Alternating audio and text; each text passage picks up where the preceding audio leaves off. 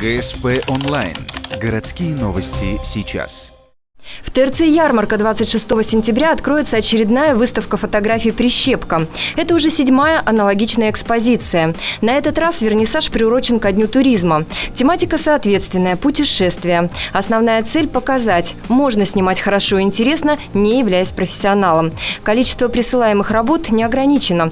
Тем не менее, на выставке будет представлено не более 3-4 снимков каждого автора. Выбирают самые эффектные. В первую очередь, скорее всего, это больше пейзажная фотография.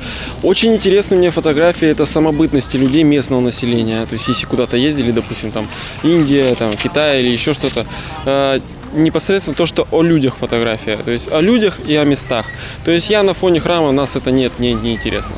Постараюсь отсеять вот этот вот бытовой материал, неинтересный и скучный. То есть, вообще фотография такая штука, в данном случае гигантизм работает отлично. Чем больше фотографий выставочно, тем она более эффектно смотрится. Возраст участников разнообразный. Основной критерий отбора – фотография должна цеплять. Организатор отмечает, главное – это обмен опытом и впечатлениями. Немаловажна и поддержка интереса к серьезной фотографии. Обработка приветствуется в рамках разумного. Работы принимаются до 24 сентября. Есть ограничения по размеру. Минимальный формат снимков – А3.